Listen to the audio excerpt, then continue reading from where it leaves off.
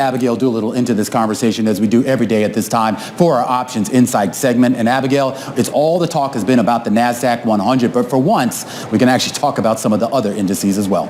You're right, Romaine, and you were talking about it last hour, I believe, this breakout that we're starting to see in the S&P 500. Instead of going back down into the range, as it has done many times over the last year, it is starting to break out. Will it hold? Well, we will certainly be watching all of the sectors. Let's bring in Alan Nuckman, Bullseye Option, into this conversation. And Alan, I think a couple weeks ago when you joined, you were talking about calls on the NASDAQ 100. So what are you seeing now? Right. And, you know, Romaine was also mentioning we have this VIX sub 15, a 14 handle. Is that the all clear? Well, the markets had it right, and that was a big deal ahead of the debt ceiling issue. So, you know, that's what I'm smart enough to follow what the markets tell us. And the VIX down here is at the lowest level since February of 2020. It still has to fill in a gap from that time, but let's look at where we are. We're half of where we were just in March. So, yes, the markets have had a major move in 2023, and we've seen a snap back attack. But I think now the opportunity, as your last guest talked about, is, you know, tech has led the way, but with the S&P breaking out and playing ball, we want to look at the laggards, I think, and I'm looking at the Dow, and I think the Dow is essentially unchanged, but I think that's going to offer some great value, and that's what I'm seeing in a lot of stocks and a lot of options.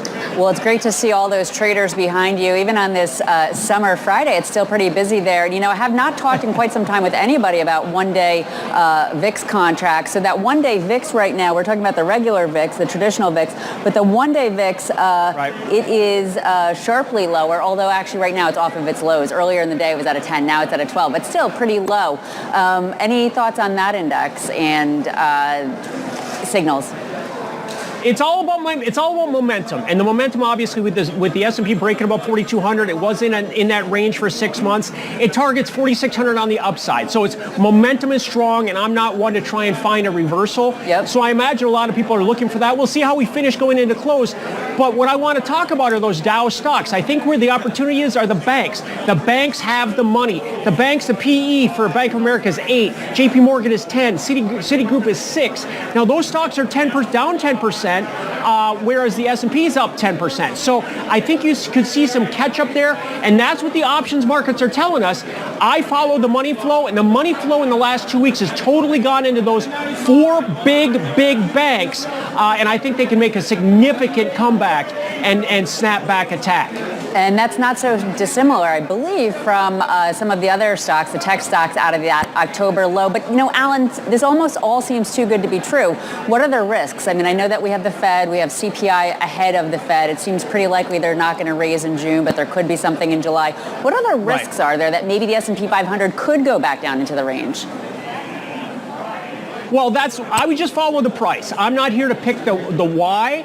I'm pick here how the market's going to move. And the momentum is strong. It's about risk reward. It's about probability. And for me, it's about following the intelligent money. And like I said, the bank stocks are seeing that money flow. Well, like we saw into some of the tech plays back in January and February. We saw it in Apple and Meta and Amazon and Google. And now you might see a rotation as people take profits.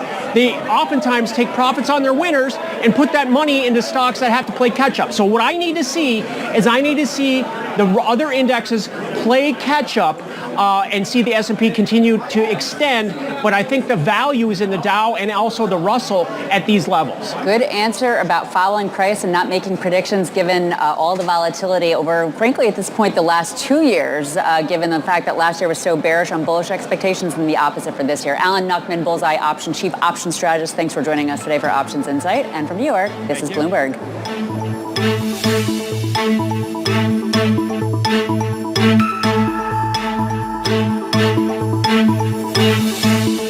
Google Ads helps you turn curiosity into customers who are interested in what your business has to offer. Now you can reach people based on what they're curious about. Google Ads. Turn curiosity into customers. Visit ads.google.com to learn more.